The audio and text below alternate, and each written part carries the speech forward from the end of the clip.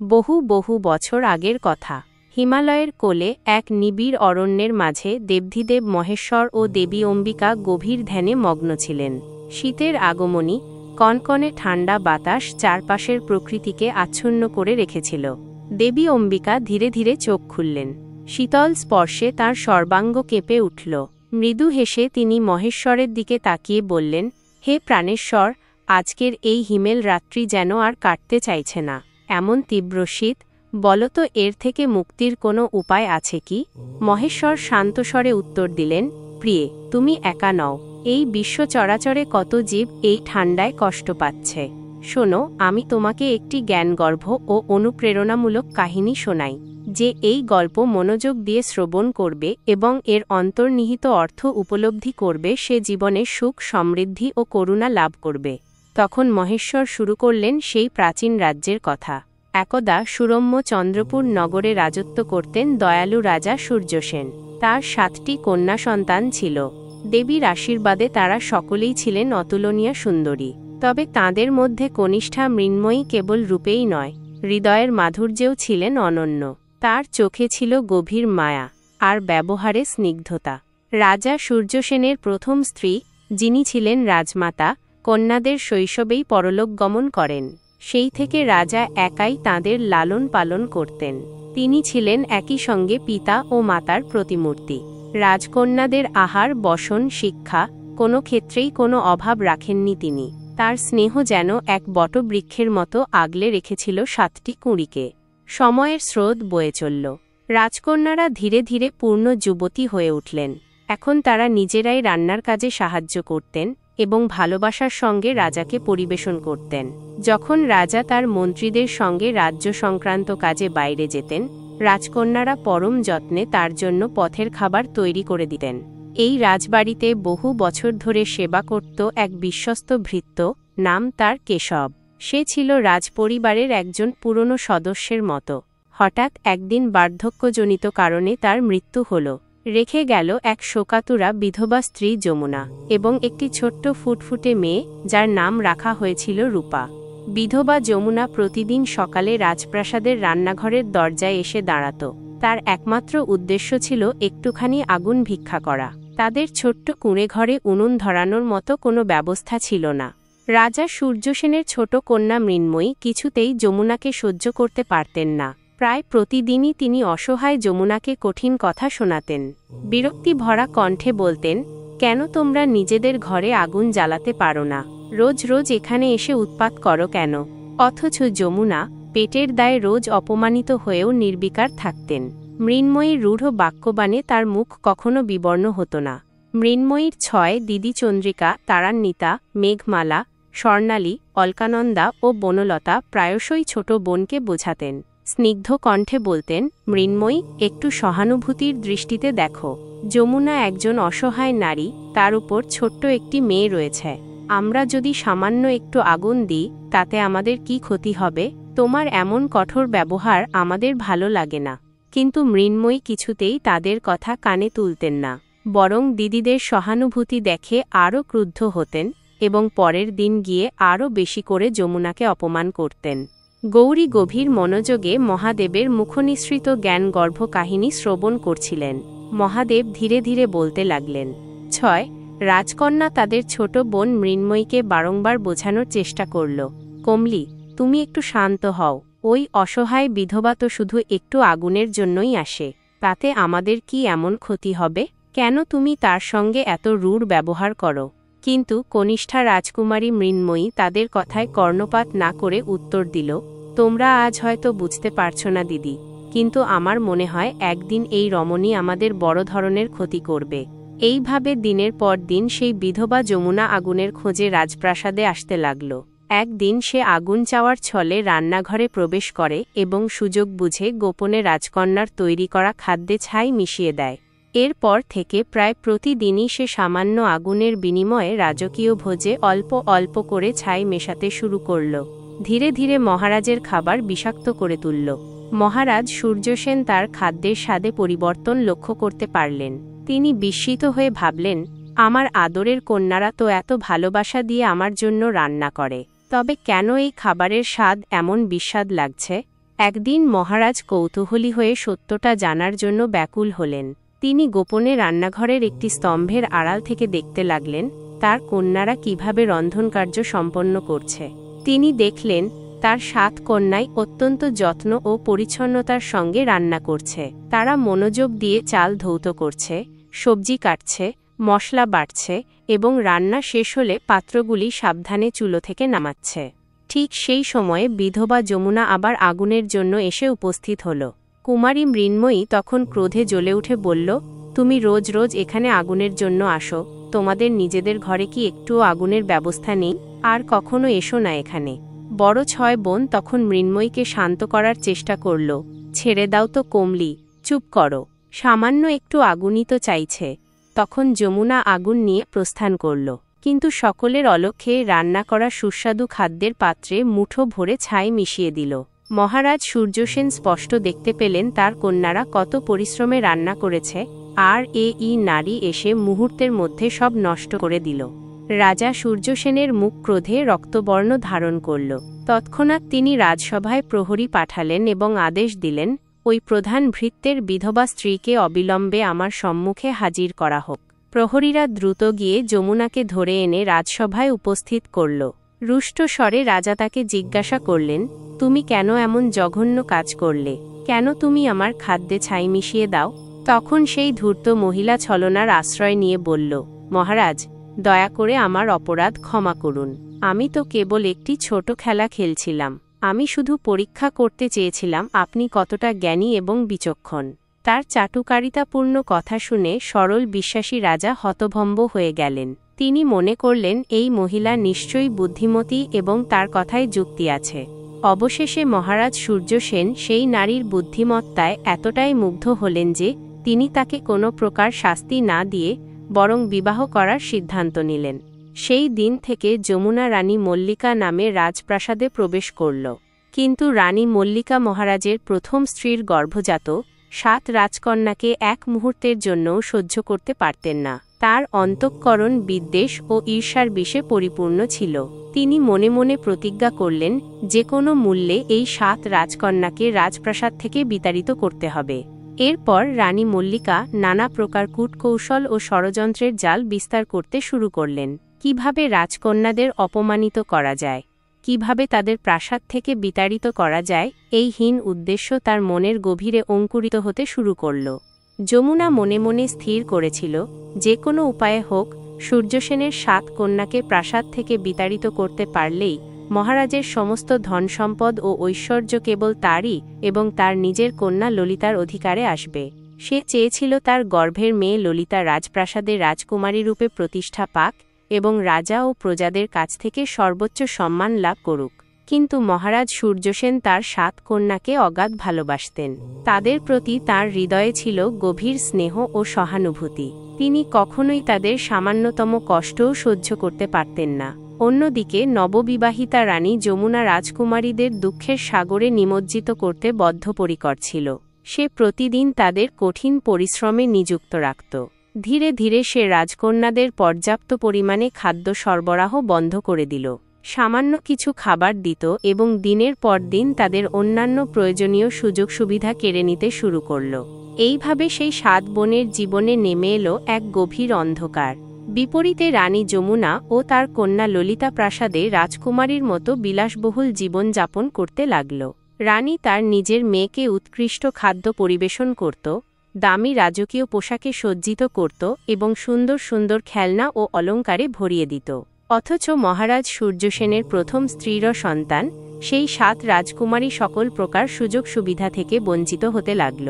তারা প্রতিনিয়ত অভাব ও কষ্টে দিনাতিপাত করত, চোখের জলে বুক ভাসিয়ে সময় কাটাত।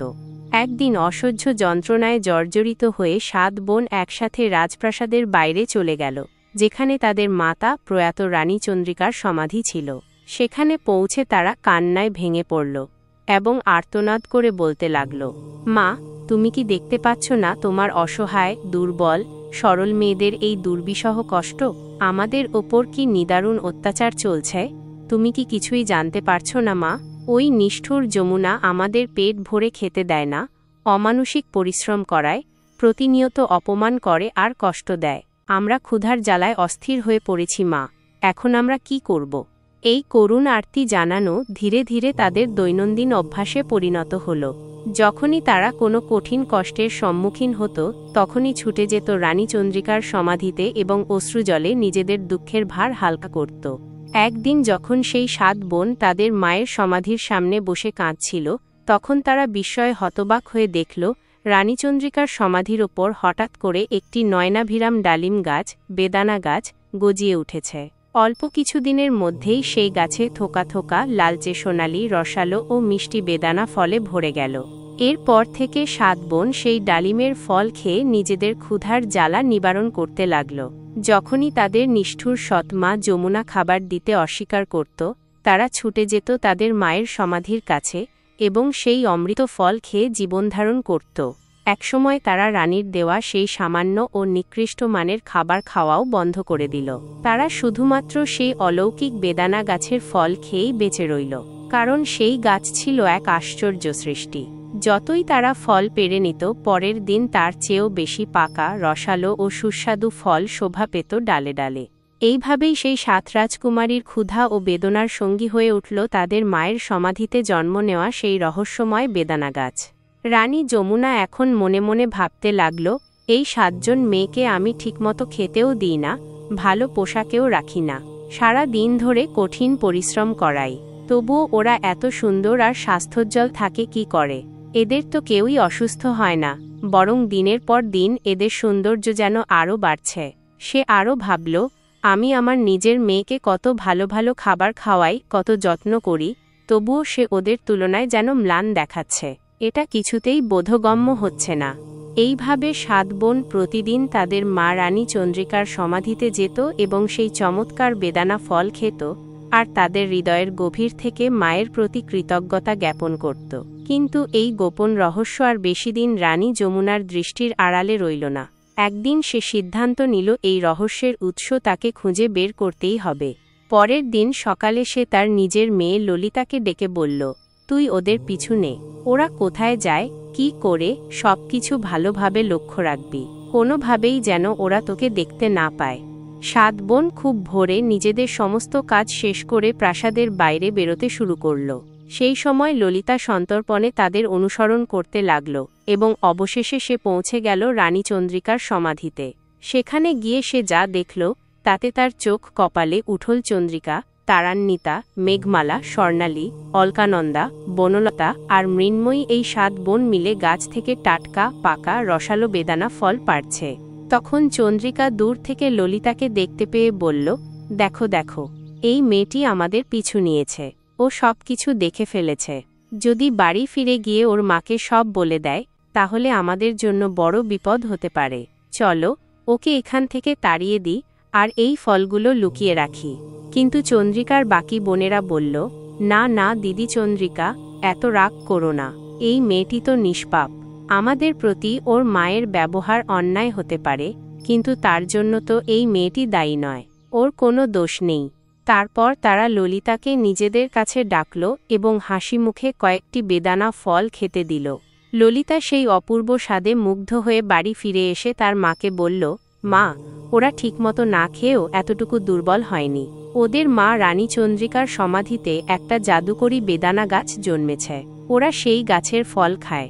মা, আমি জীবনেও এত মিষ্টি আর রসালো ফল খাইনি। মেয়ের মুখে এই কথা শুনে রানী যমুনা ক্রোধে উন্মত্ত হয়ে উঠল। তার মন বিষাদে ভরে গেল। সে মনে মনে প্রতিজ্ঞা করল, এখন আমাকে কিছু একটা করতেই হবে, ওদের ওখানে যাওয়া বন্ধ করতেই হবে। পরের দিন রানী যমুনা সারাদিন তার নিজের ঘরেই বসে রইল। বিকেলে মহারাজ সূর্যসেন তার কক্ষে এসে জিজ্ঞাসা করলেন, প্রিয়ে, তোমার মুখ আজ এত বিষণ্ণ কেন দেখাচ্ছে? শরীর কি খারাপ লাগছে? রানী যমুনা গভীর কষ্টের ভান করে বলল, মহারাজ, আমার মাথায় যেন আকাশ ভেঙে পড়ছে, অসহ্য যন্ত্রণায় আমার প্রাণ ওষ্ঠাগত। মনে হচ্ছে এই যন্ত্রণা বুঝি আমার জীবন কেড়ে নেবে। তবে একটি উপায় আছে, যদি আপনি রানী চন্দ্রিকার সমাধিতে থাকা সেই বেদানা গাছটি এনে দেন, তার মূল, ডাল ও পাতা জল দিয়ে সেদ্ধ করে, সেই জল যদি আমি মাথায় মালিশ করি এবং সেই জল পান করি, তবে আমি নিশ্চিতভাবে সুস্থ হয়ে উঠব।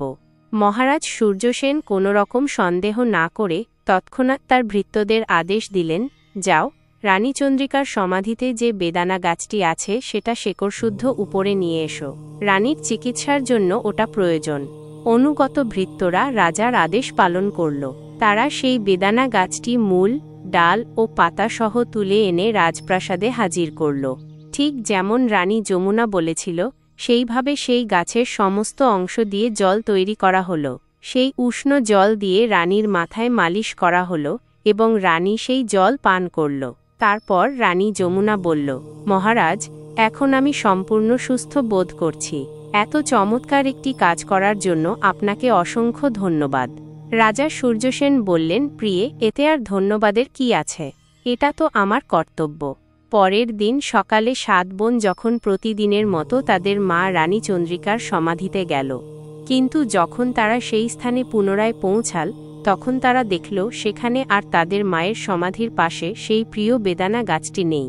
এই দৃশ্য দেখে তারা অত্যন্ত উদ্বিগ্ন ও বিষণ্ণ হয়ে পড়ল এবং কান্নায় ভেঙে গেল।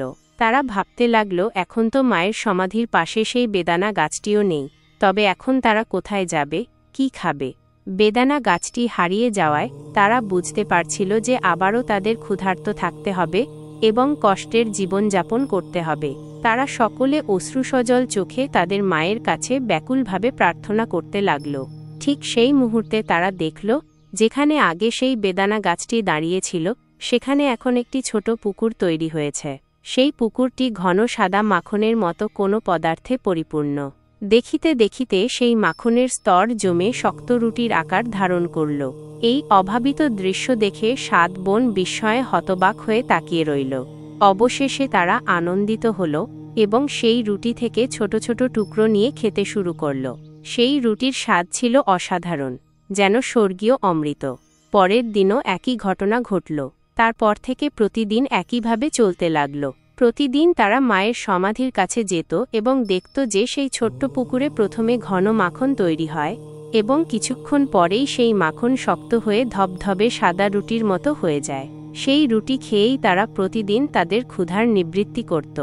বেদানা গাছ না থাকা সত্ত্বেও রাজকুমারীগণ আগের মতোই সুন্দর ও সুস্থ থাকায় রানী যমুনা আবারও গভীর চিন্তায় নিমগ্ন হল। দুষ্ট রানী এবার তার কন্যা ললিতাকে ডেকে বলল, আমার কিছুই বোধগম্য হচ্ছে না। আমি তো ওদের মায়ের সমাধির সেই বেদানা গাছটি সমূলে নষ্ট করে দিয়েছি, তবুও সেই 7টি মেয়েকে এতটুকুও দুঃখী বা দুর্বল দেখাচ্ছে না। তারা তো রাজপ্রাসাদের খাবারও স্পর্শ করে না, তাহলে তারা কোথা থেকে খাবার পাচ্ছে? তুমি আবার ওদের পেছন থেকে অনুসরণ করো এবং ভালোভাবে লক্ষ্য করো আসলে কি ঘটছে। পরের দিনও প্রতিদিনের অভ্যাস মতো 7 বোন তাদের মায়ের সমাধির কাছে গেল। যখন তারা সেই মাখনের রুটি খাচ্ছিল, ঠিক সেই সময় চন্দ্রিকা দেখতে পেল তাদের নিষ্ঠুর সৎ মায়ের মেয়ে গোপনে গাছের আড়ালে লুকিয়ে তাদের দিকে তীক্ষ্ণ দৃষ্টিতে তাকিয়ে আছে। চন্দ্রিকা তখন তার বোনদের বলল, দেখো, ওই মেয়েটি আবার এখানে এসে আমাদের উপর নজর রাখছে। চলো আমরা এই পুকুরটিকে ঢেকে দিই, যাতে ও কিছুই দেখতে না পায়। যদি ও আমাদের রুটির সামান্য এক টুকরোও খেয়ে ফেলে, তাহলে সে সবকিছু গিয়ে তার দুষ্ট মায়ের কাছে বলে দেবে, আর তখন সেই দুষ্ট রানী নিশ্চয়ই নতুন কোনো ভয়ানক ষড়যন্ত্র করবে।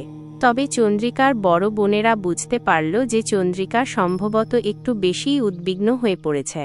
তারা চন্দ্রিকার কথায় কর্ণপাত না করে বরং সেই সৎ মায়ের মেয়েকেও সেই সুস্বাদু মাখনের রুটি খেতে দিল। কারণ রাজার সেই 6 জ্যেষ্ঠ কন্যা ছিল অত্যন্ত সরল ও বিশ্বাসী। তাই চন্দ্রিকা যখন কোনো বিষয়ে অতিরিক্ত চিন্তা প্রকাশ করত, তখন তারা তা বুঝতে পারত না এবং ভাবত, ও তো ছোট, তাই হয়তো অকারণে বেশি চিন্তা করছে। এইভাবেই তাদের নিষ্ঠুর সৎ মা আবারও সেই 7 রাজকুমারীর সম্পর্কে। যখন নিষ্ঠুর রানী যমুনা জানতে পারল যে রাজকুমারীগণ এখনও বিষণ্ণ নয় এবং প্রতিদিন সেই ছোট্ট পুকুর থেকে রুটি খেয়ে জীবনধারণ করছে, তখন সে ক্রোধে উন্মত্ত হয়ে উঠল। সে তৎক্ষণাৎ তার ভৃত্যদের ডেকে আদেশ দিল, এই মুহূর্তে যাও এবং রানীর সমাধিটি উৎখাত করো, আর তার পাশে যে ছোট পুকুরটি রয়েছে সেটি আবর্জনা দিয়ে পূর্ণ করে ধ্বংস করে দাও। ভৃত্যরা ঠিক তেমনই করল। পরের দিন যখন 7 রাজকন্যা আবার তাদের মা রানী চন্দ্রিকার সমাধিস্থলে গেল, তখন তারা দেখল সেই সমাধি আর সেখানে নেই, আর সেই পবিত্র ছোট পুকুরটিও আবর্জনার স্তূপে পরিণত হয়েছে। এই দৃশ্য দেখে তারা সকলে গভীর শোকে মুহ্যমান হয়ে পড়ল এবং উচ্চস্বরে কাঁদতে শুরু করল। এখন তাদের কাছে বেঁচে থাকার আর কোনো অবলম্বন রইল না। তবুও সেই দুষ্ট রানীর মন শান্ত হল না। একদিন সে গুরুতর অসুস্থতার ভান করে নিজের কক্ষে শয্যাশায়ী হল এবং মহারাজ সূর্যসেনকে ডেকে পাঠাল। রাজা উদ্বিগ্ন হয়ে এলেন এবং রানীর এই আকস্মিক অসুস্থতার কারণ জানতে চাইলেন। রানী ছলছল চোখে বলল, আমার জীবন রক্ষা করার জন্য আপনাকে কেবল একটি ছোট কাজ করতে হবে। রাজা ব্যাকুল হয়ে বললেন, তুমি বলো রানী, তোমার প্রাণ বাঁচানোর জন্য আমি আমার সমগ্র সাম্রাজ্য উৎসর্গ করতে পারি। আমি প্রতিজ্ঞা করছি, তুমি যা চাইবে আমি তাই করব। তখন রানী ধীরে ধীরে তার মুখ থেকে সেই ভয়ঙ্কর কথাটি বের করল, আপনার প্রথম স্ত্রী রানী চন্দ্রিকার 7 কন্যা তাদের হত্যা করুন, আর তাদের রক্ত আমার কপালে এবং হাতে লাগিয়ে দিন, তাহলেই আমি সুস্থ হয়ে উঠব। এই কথা শুনে মহারাজ সূর্যসেন গভীর শোকে হতবিহ্বল হয়ে পড়লেন। মনে হল তার পায়ের তলার মাটি সরে যাচ্ছে। তিনি প্রায় জ্ঞান হারানোর উপক্রম হলেন, কিন্তু নিজের দেওয়া প্রতিশ্রুতি রক্ষার বাধ্যবাধকতা এবং তার কন্যাদের প্রতি গভীর ভালোবাসার দ্বন্দ্বে তিনি নিজেকে সংযত করলেন। তিনি দ্রুত গেলেন এবং দেখলেন 7 রাজকন্যা তাদের মা রানী চন্দ্রিকার বিধ্বস্ত সমাধির পাশে বসে অশ্রুসাগরে ভাসছে। তাদের অসহ্য কষ্ট দেখে রাজার হৃদয় ব্যথিত হল। তারপর তিনি কোমল স্বরে বললেন, চলো মা, আমার সঙ্গে চলো, আমরা আর এখানে থাকব না। পিতার করুণ কথা শুনে 7 বোনই তার সঙ্গে রওনা হল। রাজা তাদের নিয়ে এক গভীর অরণ্যের দিকে যাত্রা করলেন। সেখানে পৌঁছে কিছু শুকনো কাঠ সংগ্রহ করে আগুন জ্বালালেন এবং চাল রান্না করলেন। দুপুরের তীব্র গরমে ক্লান্ত হয়ে তারা কিছুক্ষণ পরেই গভীর ঘুমে তলিয়ে গেল। যখন রাজা দেখলেন তার 7 কন্যা গভীর ঘুমে অচেতন, তখন তিনি নীরবে সেই জঙ্গল থেকে সরে পড়লেন। যাওয়ার আগে রাজা মনে মনে বললেন, অন্তত আমার সন্তানেরা এখন সেই নিষ্ঠুর রানীর হাতে মরবে না। আশা করি তারা বেঁচে থাকবে। তিনি ঈশ্বরের কাছে প্রার্থনা করলেন যেন বন্য পশুরা তার মেয়েদের কোনো ক্ষতি না করে। এরপর রাজা জঙ্গলে একটি হরিণ শিকার করলেন। সেই হরিণের রক্ত সংগ্রহ করে তিনি রাজপ্রাসাদে ফিরে গেলেন এবং সেই রক্ত দুষ্ট রানী যমুনার কপালে ও হাতে মাখিয়ে দিলেন। রানী মনে মনে এই ভেবে পুলকিত হল যে 7 রাজকন্যা এখন মৃত। সে রাজাকে বলল, এখন আমি অনেক ভালো অনুভব করছি।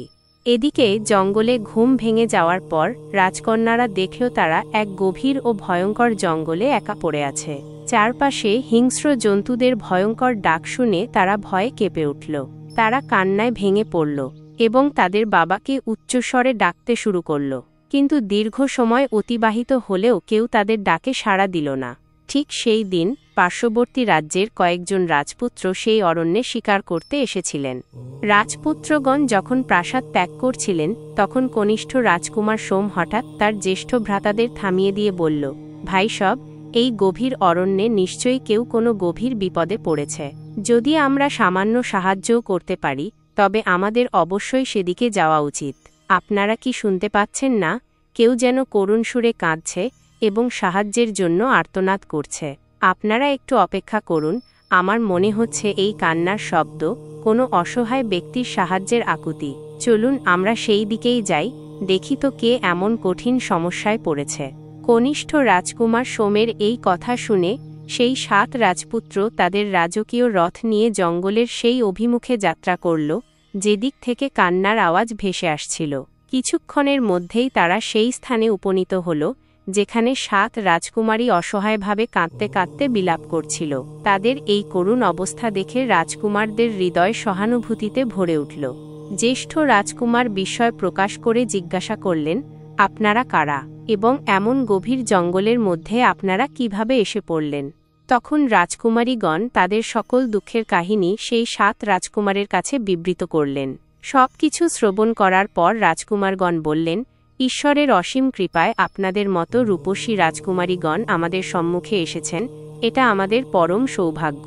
আমরা আপনাদের আমাদের রাজ্যে ফিরিয়ে নিয়ে যাব এবং বিবাহ বন্ধনে আবদ্ধ হয়ে আপনাদের জীবনসঙ্গিনী হব। এইভাবে জ্যেষ্ঠ রাজকুমার জ্যেষ্ঠ রাজকুমারীকে বিবাহ করলেন দ্বিতীয় ভ্রাতা দ্বিতীয় রাজকুমারীকে। এই নিয়মে সেই 7 ভাই 7 জন রাজকুমারীকে তাদের জীবনসঙ্গিনী রূপে গ্রহণ করলেন। কনিষ্ঠ রাজকুমার সোম বিবাহ করলেন মৃন্ময়ীকে, যিনি ছিলেন সৌন্দর্যে ও বুদ্ধিমত্তায় অতুলনীয়া। বিবাহের পর তারা সকলে স্ব রাজ্যে প্রত্যাবর্তন করলেন। তাদের প্রত্যাবর্তনে সারা রাজ্যে আনন্দের বন্যা বয়ে গেল। প্রায় 1 বছর পর মৃন্ময়ীর একটি পুত্র সন্তান জন্ম নিল। সেই খুশিতে সকলে আত্মহারা হয়ে উঠল। সকলেই মনে করত এই শিশুটির কেবল একজন নয়, 7 জন পিতা এবং 7 জন মাতা রয়েছে। তারা সকলে মিলেমিশে গভীর ভালোবাসা ও যত্নের সাথে সেই ছোট্ট শিশুটিকে লালন পালন করতে লাগলেন। এইভাবে আনন্দ ও শান্তিতে তাদের দিন অতিবাহিত হতে লাগল। মৃন্ময়ীর পুত্র ধীরে ধীরে বড় হতে লাগল এবং এখন তার বয়স 2 বছর।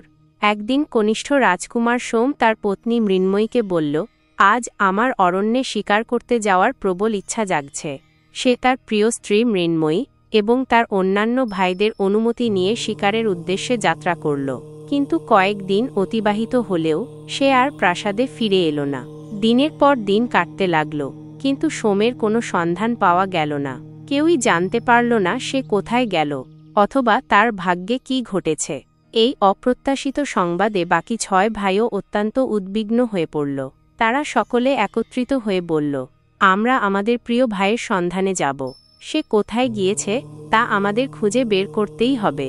এই সংকল্প নিয়ে বাকি 6 ভাইও অরণ্যের পথে রওনা হল, কিন্তু আশ্চর্যজনকভাবে তারাও আর প্রাসাদে ফিরে এলো না। 7 রাজকুমারী গভীর দুঃখে ভেঙে পড়লেন। তাদের হৃদয় বেদনায় ভারাক্রান্ত হয়ে উঠল। নানা প্রকার অমঙ্গল চিন্তা তাদের মনকে আচ্ছন্ন করে ফেলল।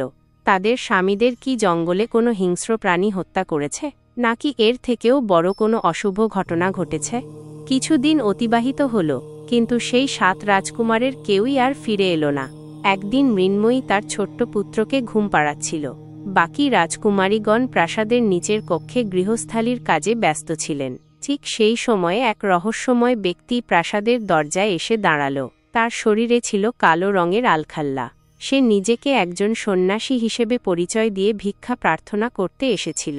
দরজার প্রহরীরা তাকে বাধা দিয়ে বলল, আপনি ভিতরে প্রবেশ করতে পারবেন না। রাজকুমারগণ কেউই এখন এখানে নেই। আমরা তো ভাবছি সম্ভবত তারা আর বেঁচে নেই, আর তাদের বিধবা স্ত্রীদের সামনে ভিক্ষা চাইলে পরিস্থিতি আরও খারাপ হতে পারে। তাই অনুগ্রহ করে আপনি ভিতরে আসবেন না।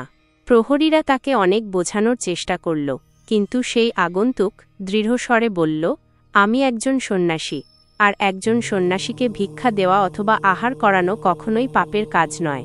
কিন্তু বাস্তবে সেই ব্যক্তি কোনো ধার্মিক সন্ন্যাসী ছিল না। সে ছিল একজন ধূর্ত জাদুকর। তার নাম ছিল মূষক। মূষক নামের সেই জাদুকর নিজের মায়াবী চাতুর্যের মাধ্যমে রাজপ্রাসাদের অভ্যন্তরে প্রবেশ করতে সক্ষম হল। ভিতরে প্রবেশ করে সে মূল্যবান রত্ন ও ঐশ্বর্য দেখতে লাগল। অবশেষে সে সেই কক্ষে পৌঁছাল যেখানে মৃন্ময়ী তার ছোট্ট শিশুটিকে দোলনার মধ্যে ঘুম পাড়াচ্ছিল। মায়ের ঐশ্বর্যময় রূপ দর্শন করে জাদুকর মূষক মনে মনে ভাবল, এত রূপবতী নারী সে পূর্বে কখনো দেখেনি, যেন সাক্ষাৎ স্বর্গ থেকে নেমে আসা কোনো অপ্সরা। রাজকুমারী মৃন্ময়ীকে দেখেই মূষক তার রূপে মুগ্ধ হয়ে গেল এবং সরাসরি তার কাছে গিয়ে প্রস্তাব দিল, আমি তোমাকে গভীরভাবে ভালোবেসে ফেলেছি। আমি তোমার সঙ্গে আমার সারাটি জীবন অতিবাহিত করতে আগ্রহী। আমার সঙ্গে চলো, আমি তোমাকে বিবাহ করতে চাই। মৃন্ময়ী অত্যন্ত বিস্মিত হল তার নিজের কক্ষে একজন অপরিচিত ব্যক্তিকে দেখে। তার উপর সেই আগন্তুক তাকে বিবাহের প্রস্তাব দিচ্ছে। রাজকুমারী মৃন্ময়ী দৃঢ় স্বরে উত্তর দিল, আমি বিবাহিতা। আমার স্বামী বর্তমান, যদিও আমি নিশ্চিত নই তিনি জীবিত আছেন কিনা। তবে আমার একটি ছোট পুত্র সন্তান রয়েছে এবং আমি সেই সন্তানের ভবিষ্যতের জন্য এখানেই থাকব। আমার জীবনে এখন একমাত্র আশ্রয় এই পুত্র এবং আমি তাকে পরিত্যাগ করে কোথাও যাব না। আমার আর কিছুই কাম্য নেই। মূষক নানা প্রকার লোভনীয় প্রস্তাব দিয়েও মৃন্ময়ীকে তার সিদ্ধান্তে টলাতে পারল না। মৃন্ময়ী স্পষ্ট জানিয়ে দিল যে সে তার স্বামীর সন্ধান করবে। তার দৃঢ় বিশ্বাস একদিন সে তার স্বামীকে খুঁজে পাবে। কিন্তু মূষক ছিল এক অত্যন্ত নিষ্ঠুর ও জেদি জাদুকন্যা। শব্দটি তার শ্রবণেন্দ্রিয়ের কাছে একেবারেই অপ্রিয় ছিল। রাজকুমারী মৃন্ময়ী তার প্রস্তাব প্রত্যাখ্যান করায় সে তীব্র ক্রোধে জ্বলে উঠল। বহু প্রলোভন দেখানোর পরেও যখন মৃন্ময়ী রাজি হল না, তখন সে ঘৃণায় মৃন্ময়ীকে অভিশাপ দিল এবং জাদু বলে তাকে একটি ছোট কালো কুকুরে রূপান্তরিত করল। মূষক তিক্ত স্বরে বলল, যদি তুমি স্বেচ্ছায় না যাও তবে আমার জাদুশক্তির দ্বারা তোমাকে যেতে বাধ্য হতে হবে।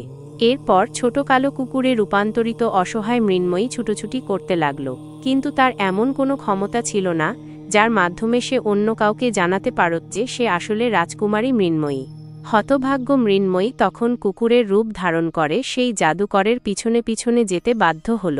জাদুকর মূষক যখন রাজপ্রাসাদের প্রধান ফটক দিয়ে বাইরে যাচ্ছিল তখন কর্তব্যরত প্রহরীরা তাকে জিজ্ঞাসা করল, এই ছোট কুকুরটিকে আপনি কোথা থেকে পেলেন? মূষক নির্লিপ্তভাবে উত্তর দিল, রাজকুমারীগণই এই কুকুরটিকে আমাকে উপহার হিসেবে দিয়েছেন। এই কথা শুনে প্রহরীরা আর কোনো প্রশ্ন না করে তাকে প্রস্থান করার অনুমতি দিল। এদিকে মৃন্ময়ীর 6 জ্যেষ্ঠ ভগিনী তাদের আদরের ভাগ্নের কান্নার আওয়াজ শুনে দ্রুত মৃন্ময়ীর কক্ষে ছুটে গেলেন।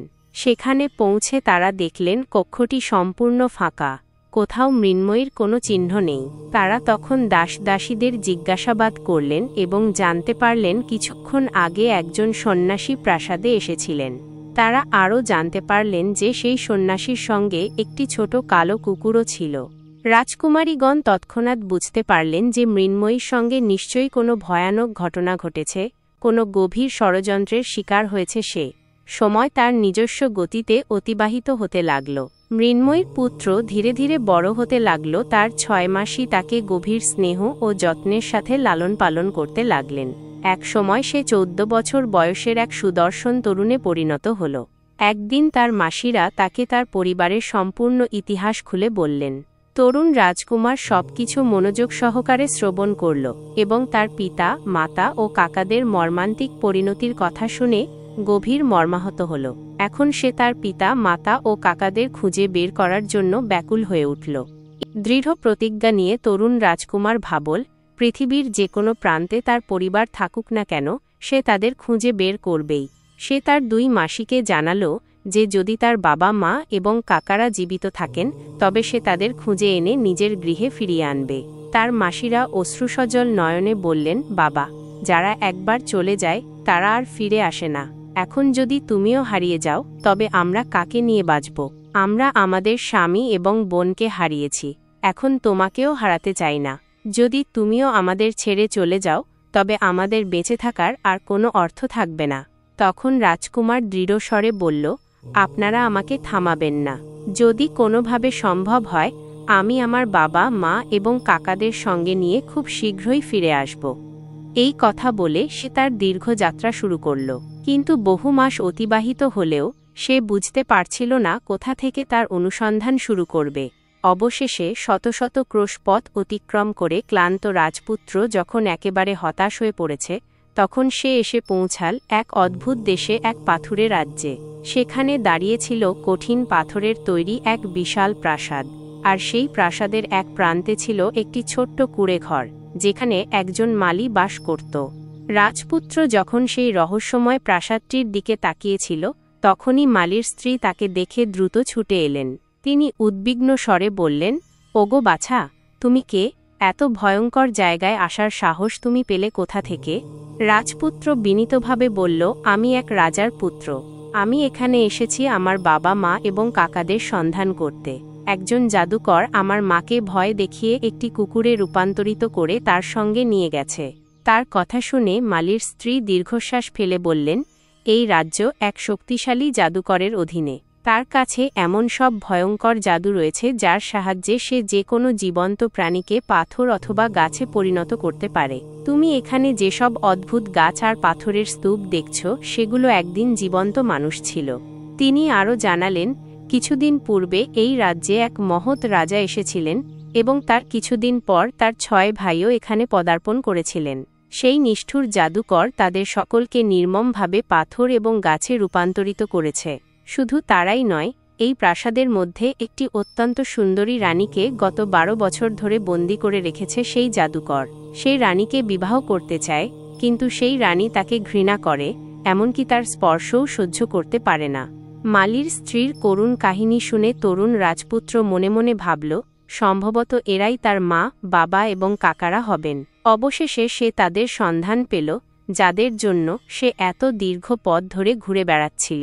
এরপর সে মালির স্ত্রীর কাছে তার নিজের জীবনের সমস্ত দুঃখের কথা খুলে বলল এবং তাকে সাহায্য করার জন্য কাতর অনুরোধ জানাল। সে সেই দয়ালু মহিলাকে, এই নিরীহ ও অসহায় মানুষগুলোকে সেই জাদুকরের কবল থেকে রক্ষা করতে সাহায্য করার জন্য মিনতি করল। মালির স্ত্রী রাজপুত্রের করুণ আর্তি শুনে তাকে সাহায্য করার প্রতিশ্রুতি দিলেন। তিনি মনে মনে ভাবলেন, যদি এই যুবককে সাহায্য করি তাহলে হয়তো আমরাও এই ভয়ানক জাদুকরের অত্যাচার থেকে মুক্তি পেতে পারি। তিনি রাজপুত্রকে পরামর্শ দিলেন, তুমি তোমার ছদ্মবেশ পরিবর্তন করো। যদি সেই জাদুকর তোমাকে চিনতে পারে তাহলে সে তোমাকে নিমেষেই পাথরে পরিণত করে ফেলবে। রাজপুত্র তৎক্ষণাৎ রাজি হয়ে গেল। তখন মালির স্ত্রী তাকে তার নিজের একটি সাধারণ ধুতি পরিয়ে দিলেন এবং বললেন, আজ থেকে তুমি আমার মেয়ে, কেউ কিছুই বুঝতে পারবে না। তার কিছুদিন পর একদিন জাদুকর মূষক যখন তার সুন্দর ফুলের বাগানে অলসভাবে ঘুরে বেড়াচ্ছিল, তখন সে হঠাৎ একটি ছোট মেয়েকে দেখতে পেল। সে কৌতূহলী হয়ে মালির স্ত্রীকে ডেকে জিজ্ঞাসা করল, এই মেয়েটিকে? মালির স্ত্রী শান্তভাবে উত্তর দিলেন, এই আমার মেয়ে। এইভাবেই সেই ধূর্ত জাদুকর এবং তরুণ রাজপুত্রের প্রথম সাক্ষাৎ ঘটল। রাজপুত্র একটি মেয়ের ছদ্মবেশে জাদুকরের কাছে নিজের আসল পরিচয় গোপন রাখল। জাদুকর সেই মেয়েটিকে দেখে মুগ্ধ হয়ে বলল, তুমি তো বেশ সুন্দরী। আগামীকাল তুমি সেই বড় প্রাসাদে বন্দী থাকা সুন্দরী মহিলার জন্য আমার প্রথম উপহার নিয়ে যাবে। এই কথা শুনে রাজপুত্র আনন্দে উৎফুল্ল হল, কারণ সে বুঝতে পারল যে পরদিনই সে তার মায়ের জন্য কোনো উপহার নিয়ে যেতে পারবে। এরপর সে দ্রুত ছুটে গিয়ে মালির স্ত্রীর কাছে সমস্ত কথা জানাল এবং তারা দুজনে মিলে একটি পরিকল্পনা করল যে রাজপুত্র সেই ছদ্মবেশেই থাকবে, যাতে সেই জাদুকর তাকে চিনতে না পারে। সে মনে মনে স্থির করল, উপযুক্ত সময় এলেই সে তার মাকে সেই জাদুকরের বন্দিদশা থেকে মুক্ত করবে। যখন মৃন্ময়ীর শুভ বিবাহ সেই রাজপুত্রের সঙ্গে সম্পন্ন হয়েছিল, তখন রাজপুত্র তাকে একটি ছোট আংটি উপহার দিয়েছিল, যাতে তার নাম খোদাই করা ছিল। মৃন্ময়ী সেই মূল্যবান আংটিটি তার ছোট্ট ছেলের আঙুলে পরিয়ে দিয়েছিল, যখন সে নিতান্তই শিশু ছিল। ছোট্ট সেই শিশুটি ধীরে ধীরে বড় হতে লাগল।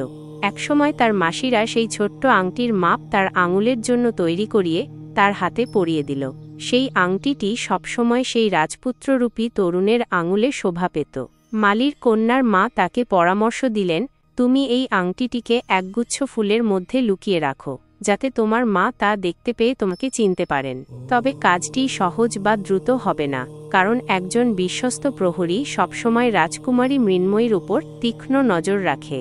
বন্দিদশার কারণে তার প্রতিটি পদক্ষেপ কঠোরভাবে পর্যবেক্ষণ করা হয়। মালিকন্যার ছদ্মবেশে রাজপুত্র সোম প্রতিদিন সেই জাদুকরের জন্য সুন্দর ফুলের তোড়া তৈরি করে তার মায়ের কাছে পৌঁছে দিত। এই কৌশলের ফলে প্রতিদিন তার রানীর সান্নিধ্যে যাওয়ার সুযোগ সৃষ্টি হতো। কিন্তু রানীর কক্ষে জাদুকরের এক অনুগত দাসী সর্বদা উপস্থিত থাকত। একদিন ভাগ্য যেন রাজপুত্রের সহায় হল। সেই বিশেষ দিনটিতে রানীর কক্ষে তিনি ছাড়া আর কেউই উপস্থিত ছিল না। সেই সুযোগের সদ্ব্যবহার করে রাজপুত্র তার আঙুল থেকে সেই মূল্যবান আংটিটি খুলে ফুলের তোড়ার মাঝে সাবধানে বেঁধে তা মা মৃন্ময়ীর পায়ের কাছে রেখে দিল। আংটিটি মাটিতে স্পর্শ করার সঙ্গে সঙ্গেই একটি মৃদু শব্দ হল।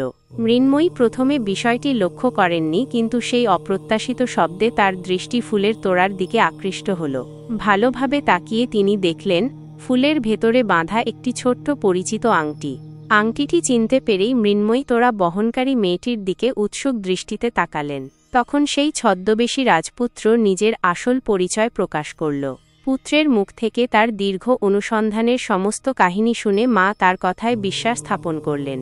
রাজপুত্র আবেগপূর্ণ স্বরে বলল, বহু পথ ঘুরে অবশেষে আমি আপনার সন্ধান পেয়েছি মা। এখন আমি আপনাকে, বাবাকে এবং কাকাদের এই দুষ্ট জাদুকর মূষকের হাত থেকে মুক্ত করতে দৃঢ় প্রতিজ্ঞ। নিজের জীবন বিপন্ন করেও আমি আপনাদের রক্ষা করব। মা মৃন্ময়ী তাকে জানালেন কিভাবে গত 12 বছর ধরে সেই জাদুকর তাকে বন্দী করে রেখেছে এবং প্রাসাদের সমস্ত দরজা বন্ধ করে দিয়েছে, কারণ সে তাকে বিবাহ করতে চায়। কিন্তু মৃন্ময়ী সেই প্রস্তাব ঘৃণাভরে প্রত্যাখ্যান করেছেন। তখন রাজপুত্র বুদ্ধিদীপ্ত স্বরে বলল, মা, এত বছর ধরে আপনি তার সঙ্গে কেবল ঘৃণা ও কঠোরতার ভাষায় কথা বলেছেন। এবার আপনি তাকে বলুন যে আপনি এত বছর ধরে আপনার স্বামীর জন্য গভীর শোক পালন করেছেন এবং এখন তার সঙ্গে বিবাহ বন্ধনে আবদ্ধ হতে রাজি আছেন এবং একটি সুচিন্তিত পরিকল্পনা তৈরি করলেন এবং সেই পরিকল্পনাটি কিভাবে বাস্তবায়ন করা যায় তা নিয়ে বিস্তারিত আলোচনা করলেন।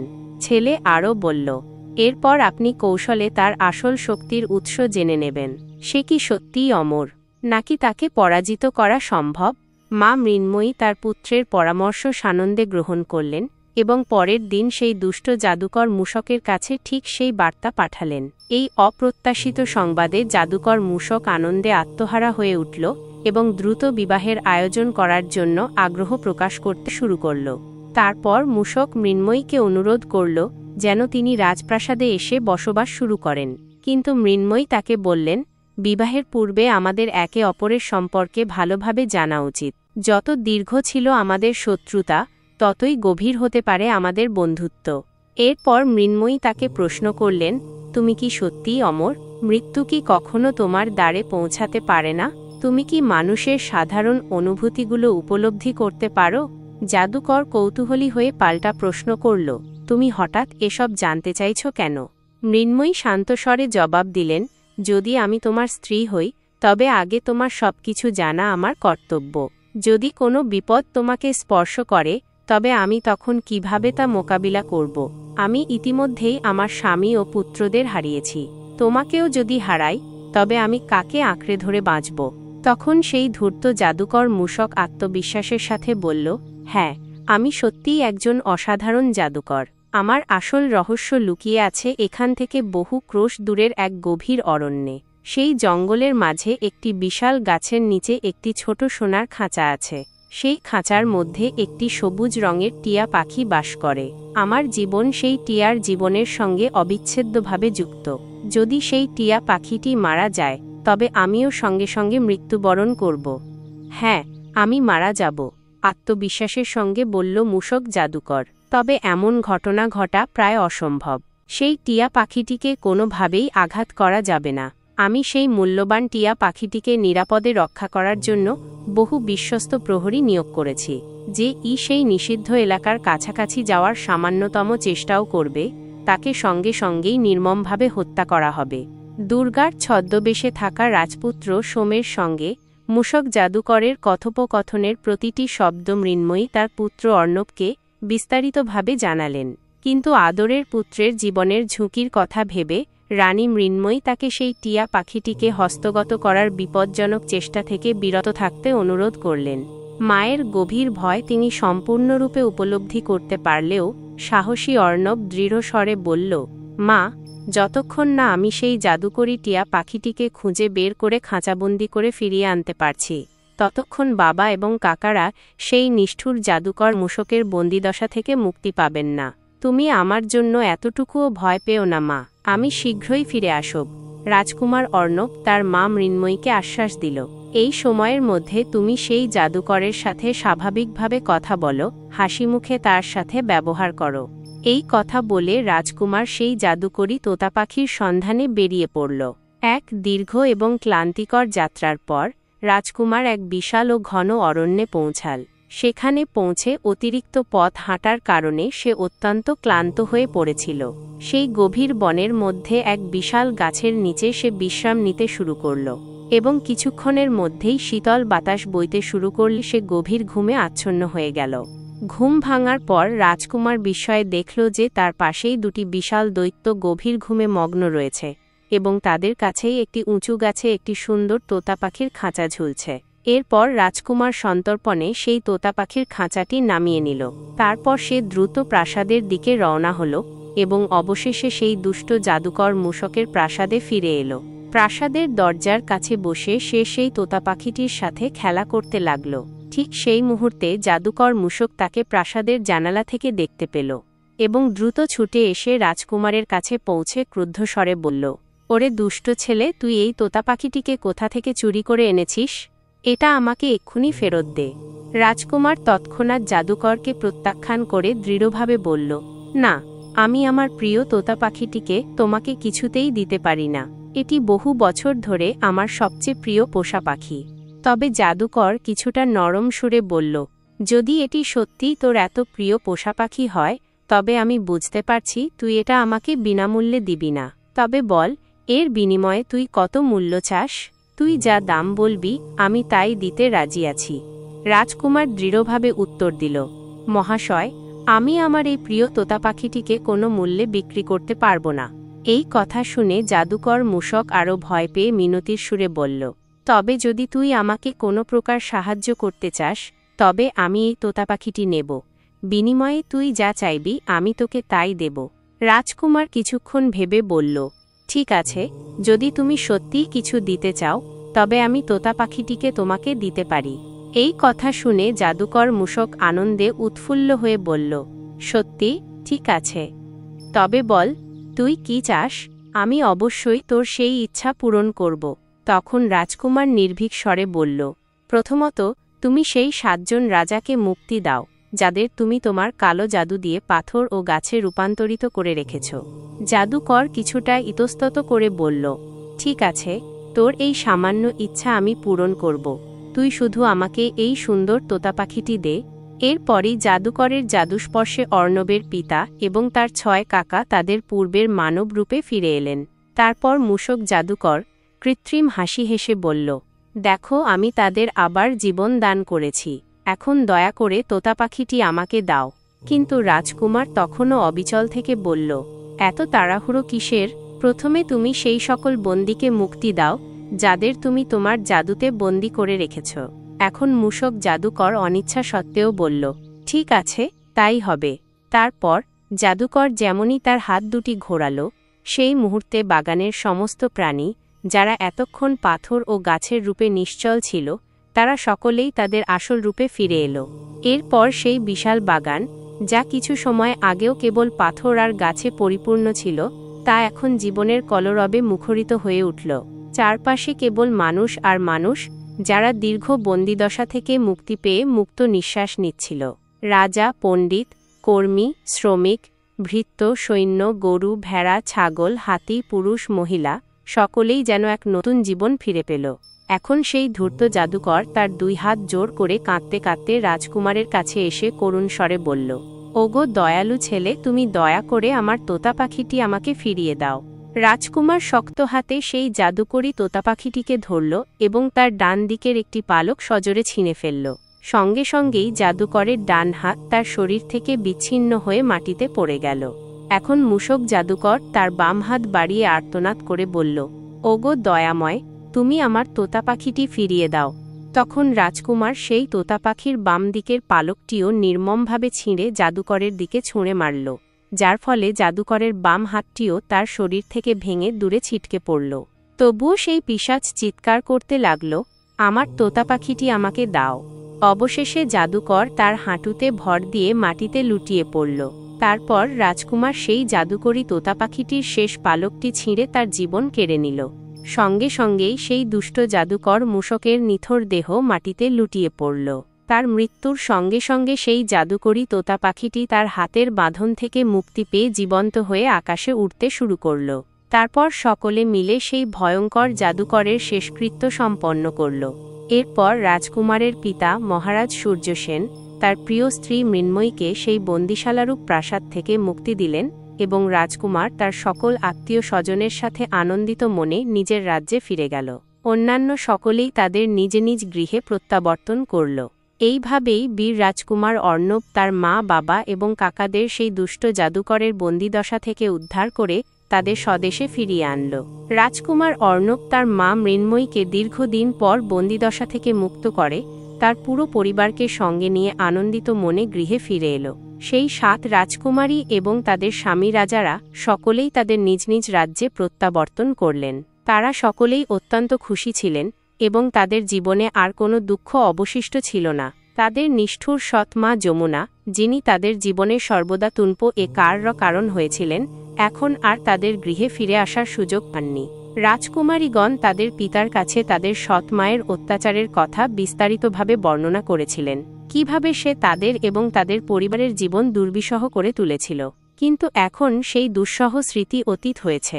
7 রানী তাদের স্বামীদের সঙ্গে পিতৃগৃহে ফিরে এলে মহারাজ সূর্যসেন তাদের দেখে অশ্রুসজল হয়ে উঠলেন।